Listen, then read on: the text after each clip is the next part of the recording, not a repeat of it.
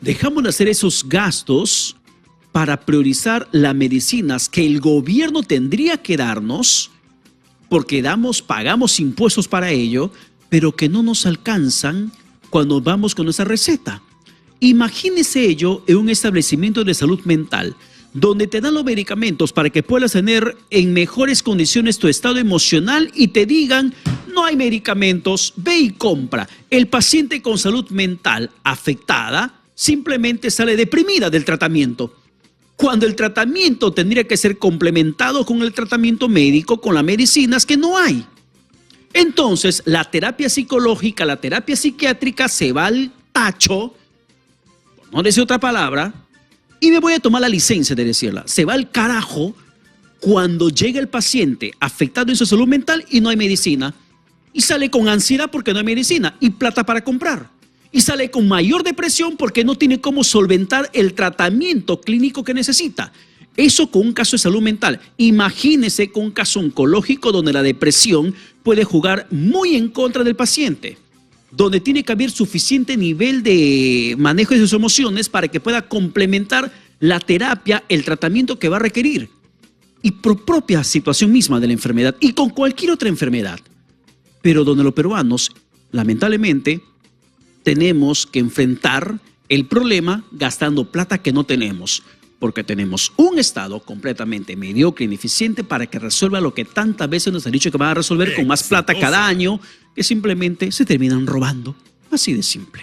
Para hablar sobre ese tema estamos en estos momentos en la comunicación con José Luis García Rojas. Él es delegado del Colegio Químico Farmacéutico Departamental de Lima ante el Consejo Directivo Nacional. Señor García, ¿qué tal? Buenos días. Muy buenos días, Pedro, y a toda tu audiencia de Radio Exitosa, ¿no? Buenos días, por favor. ¿Por qué seguimos padeciendo el mismo problema con las medicinas? Primero, resaltar el tema que estás abordando, porque ahonda en algo que se quiere, en cierta medida, maquillar, ¿no? Que es escasez de medicamentos en los establecimientos públicos de nuestro país, ¿no?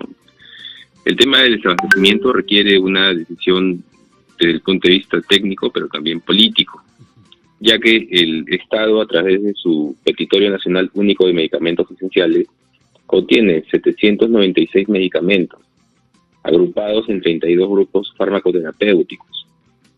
Ahí la importancia de que el Estado asuma este rol preponderante que tiene en garantizar el acceso oportuno de medicamentos esenciales para toda la población.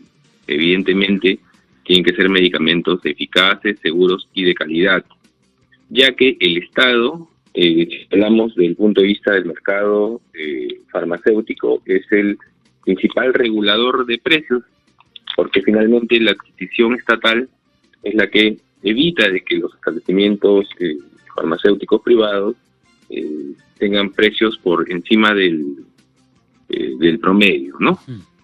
Y ahí hay un aspecto importante de lo que acabas de mencionar. Senares, el responsable de la adquisición centralizada de los medicamentos esenciales genéricos, al trasladar la responsabilidad a los gobiernos regionales y locales, origina evidentemente desde el solo retraso, porque esto implica una transferencia financiera por parte del MINSA a las unidades ejecutoras y a los gobiernos regionales y direzas y jerezas. Desde la sola transferencia ya está generando un retraso en el proceso de adquisición de estos medicamentos. Para poder convocar un procedimiento de selección, cualquier unidad ejecutora necesita el total del presupuesto para iniciar este procedimiento. Si es que no lo tiene desde el inicio de la ejecución del periodo fiscal, evidentemente no puede iniciar el proceso de selección.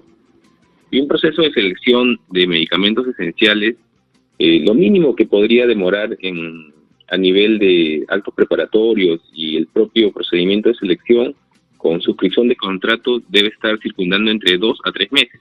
Ya.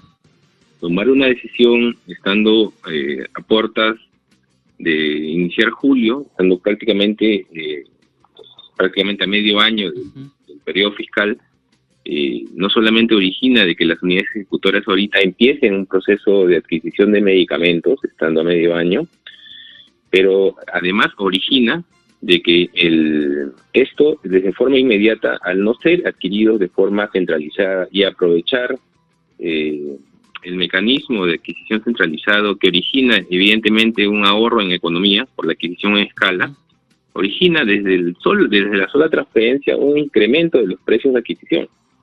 No es lo mismo que Senares convoque y consolide las necesidades de todas las unidades ejecutoras del Perú y haga un solo procedimiento de selección y luego, y esto lo tiene como responsabilidad adquirida, él es el responsable logístico de la distribución de estos medicamentos esenciales a todos los establecimientos del Perú. Al trasladarle la responsabilidad, las unidades ejecutoras van a adquirir en función de su necesidad local o regional.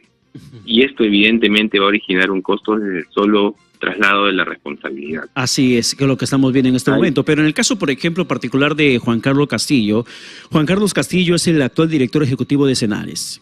Y él niega que exista desabastecimiento. Él dice que no hay desabastecimiento. Sin embargo, se conoce de que hubo una reunión en Senares el 19 de abril pasado de este año, en la cual se puso en un contexto concreto de cuál es la situación de medicamentos abastecidos en los hospitales y establecimientos de primer nivel en el país. Y se menciona en esa reunión del 19 de abril que apenas a esa fecha se habían comprado 18 de 586 tipos de medicinas y dispositivos médicos programados para este año 2024. Es decir, faltaba comprar el 97%, según la información propalada por el portal Salud con Lupa.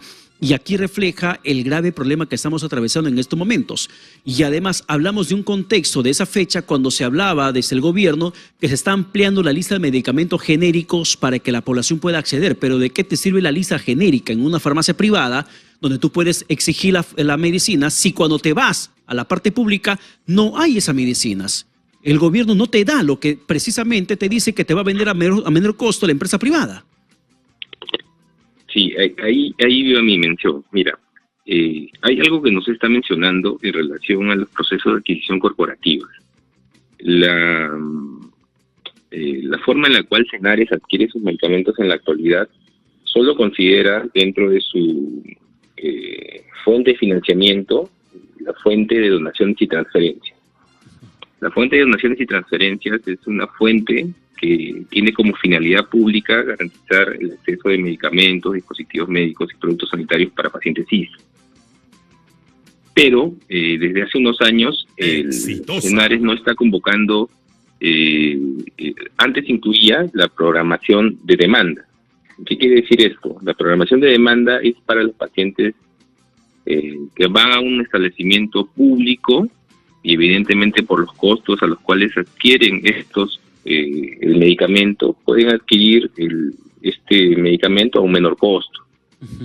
Desde hace un tiempo atrás, Senares no convoca este tipo de modalidad acompañado de la adquisición que realiza para los pacientes CID. Y eso origina de que en la actualidad las unidades ejecutoras no tengan la posibilidad de poder vender medicamentos a un paciente que por su libre decisión o posibilidad o acceso al cual quiera adquirir su medicamento en una entidad pública, se acerca a esta y quiera comprar. En la actualidad las unidades ejecutoras tienen la adquisición de medicamentos en su mayoría solamente por la fuente de donaciones y transferencias que abastece a los pacientes CIS. Y ahí hay algo importante que se tiene que recuperar. La gestión del suministro de medicamentos tiene una resolución ministerial, que es la 116-2018, que es la directiva del SICMED, que dentro de todos sus componentes tenía un acápite específico en relación a la intangibilidad que tenían las fuentes de financiamiento para garantizar el suministro de medicamentos. ¿Ya? Esta estrategia sirvió porque esto que permitía que las unidades ejecutoras tengan una cuenta diferenciada, una cuenta corriente diferenciada, que permitía de que ahí estuviera el dinero del producto de las ventas de medicamentos y que se use de forma exclusiva para seguir garantizando el suministro. De esta forma, tú tenías un dinero que no... O sea, las unidades ejecutoras tienen múltiples necesidades, ya las sabemos, carencias por resolver, pero esto que permitía que para el caso específico de medicamentos se pudiera mantener en una cuenta corriente diferenciada la recaudación proveniente de las ventas y esta pueda servir para seguir adquiriendo medicamentos de forma institucional. Ya. ¿Esto de qué servía? De que ante la falla de la compra corporativa, las unidades ejecutoras tengan un dinero reservado. ¿Para qué? Para que ante la información de la caída de un ítem dentro del procedimiento corporativo, ellos puedan garantizar la sostenibilidad de la atención. Senares informa, no adquirió X, Y o Z producto. La unidad ejecutora, a través de su fuente de financiamiento de RR, podía adquirirlo de forma institucional y garantizar la sostenibilidad sin afectar al paciente. Bien.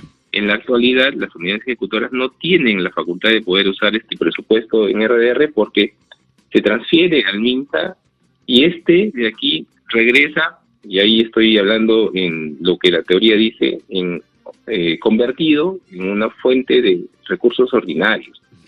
Pero ya sabemos que para que ellos puedan convocar de forma institucional, si es que Senares y el MINSA no transfieren de manera oportuna y en el monto que se requiere para poder realizar la adquisición, no es sostenible, ¿no? Porque esto origina de que las unidades ejecutoras realicen compras en menor escala.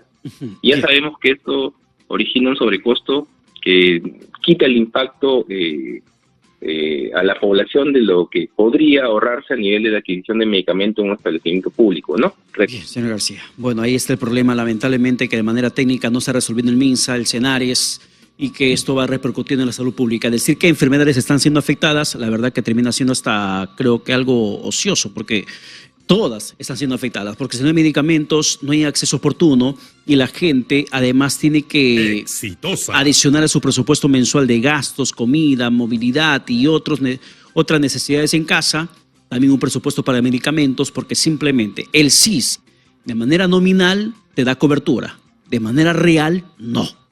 En el papel tienes el SIS, pero en la práctica tienes que comprar medicamento como si no tuviese SIS.